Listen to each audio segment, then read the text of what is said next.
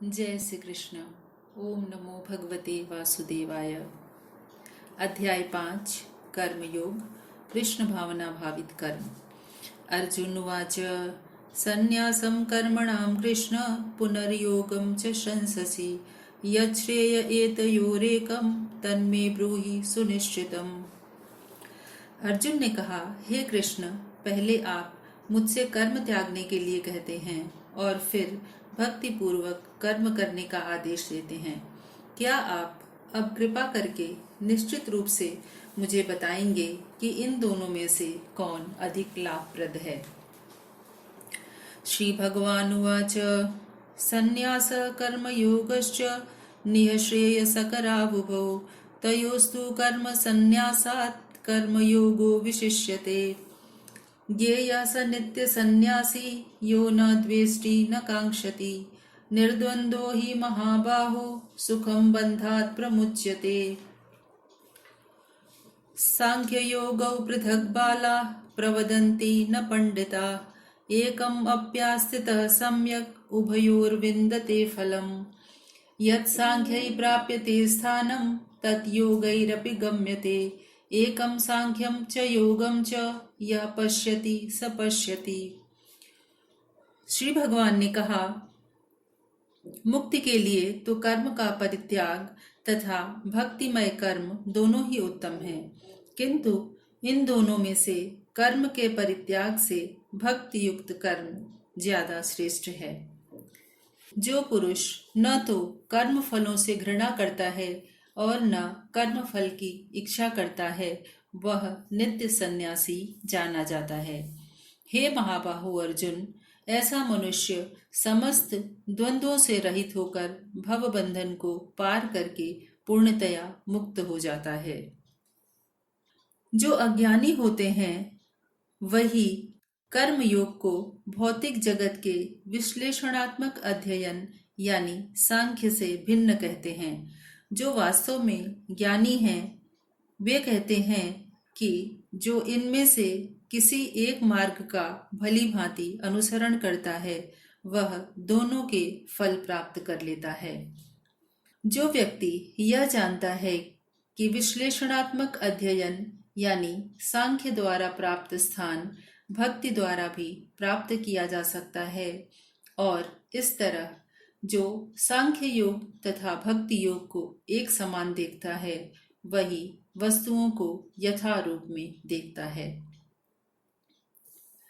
संन्यासस्तु महाबाहो दुखम आप्तुम अयोगतः योगयुक्तो मुनिर्ब्रह्म न चिरेणाधिगच्छति।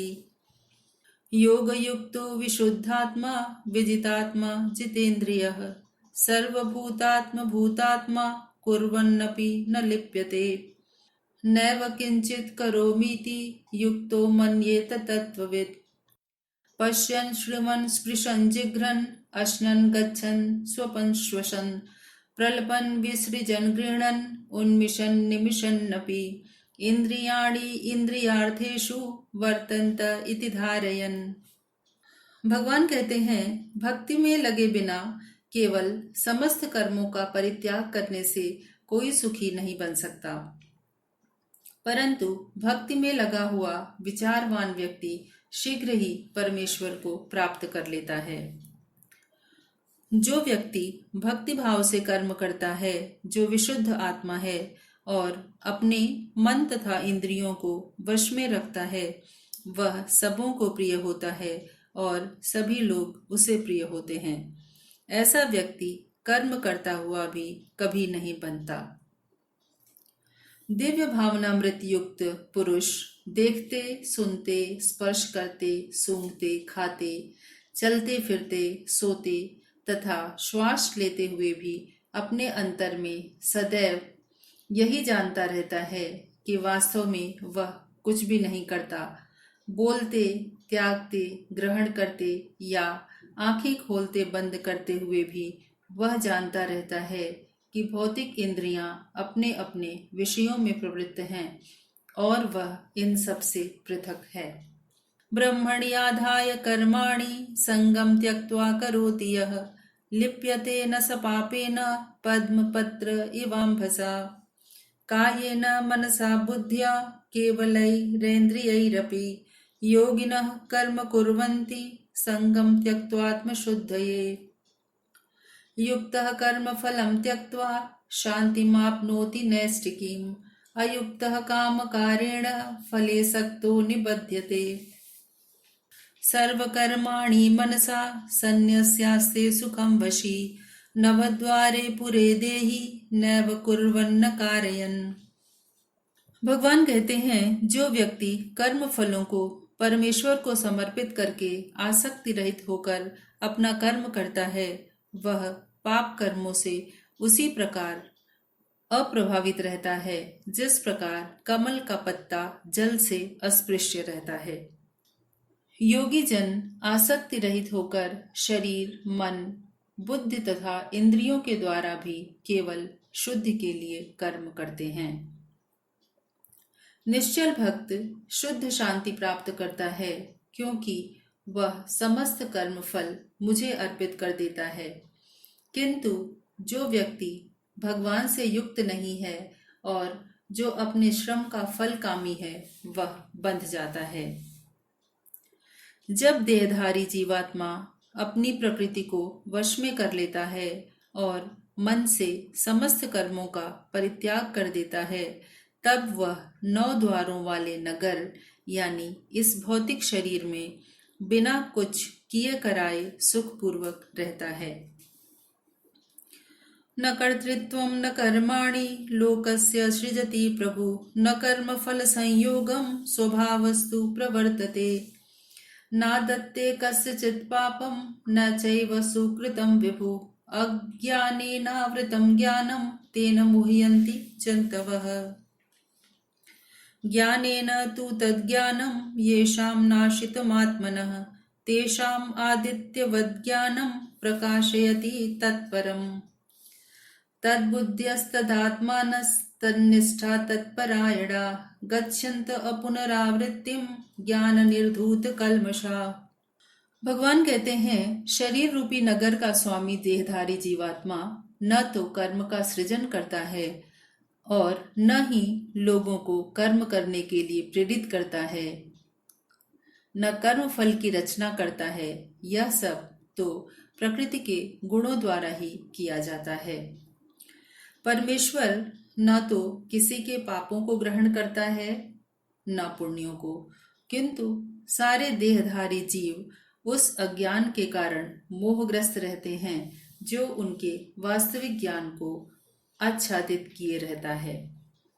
जब कोई व्यक्ति उस ज्ञान से प्रबुद्ध होता है जिससे अविद्या का विनाश होता है, तो उसके ज्ञान से सब कुछ उसी तरह प्रकट हो जाता है जैसे दिन में सूर्य से सारी वस्तुएं प्रकाशित हो जाती हैं। जब मनुष्य की बुद्धि, मन, श्रद्धा तथा शरण सब कुछ भगवान में स्थिर हो जाते हैं, तभी वह पूर्ण ज्ञान द्वारा समस्त कल्मश से शुद्ध होता है और मुक्ति के पथ पर अग्रसर होता है। विद्या विनय संपन्ने ब्राह्मणे गविहस्तिनि शुनि चैव स्वपाके च पंडिताः समदर्शिनः। इहैव तैर्जितः सर्गो येषां साम्ये स्थितं मनः। निर्दोषं हि समं ब्रह्म तस्मात् ब्रह्मणि ते स्थिताः। न प्रहृष्येत् प्रियं प्राप्य नोद्विजेत् प्राप्य चाप्रियम्। स्थिरबुद्धिरसम्मूढो ब्रह्मविद् ब्रह्मणि स्थितः। बाह्यस्पर्शेषु असक्तात्मा विन्दत्यात्मनि यत् सुखम्। स ब्रह्मयोगयुक्तात्मा सुखम् अक्षयम् अश्नुते। विनम्र साधु पुरुष अपने वास्तविक ज्ञान के कारण एक विद्वान तथा विनीत ब्राह्मण, गाय, हाथी, कुत्ता तथा चांडाल को समान दृष्टि से देखते हैं। जिनके मन एकत्व तथा समता में स्थित हैं, उन्होंने जन्म तथा मृत्यु के बंधनों को पहले ही जीत लिया है। वे ब्रह्म के समान निर्दोष हैं और सदा ब्रह्म में ही स्थित रहते हैं। जो व्यक्ति न तो प्रिय वस्तु को पाकर हर्षित होता है और न ही अप्रिय को पाकर विचलित होता है। जो स्थिर बुद्धि है, जो मोह रहित है और भगवत विद्या को जानने वाला है, वह पहले से ही ब्रह्म में स्थित रहता है। ऐसा मुक्त पुरुष भौतिक इंद्रिय सुख की ओर आकृष्ट नहीं होता, बल्कि सदैव समाधि में रहकर अपने अंतर में आनंद का अनुभव करता है।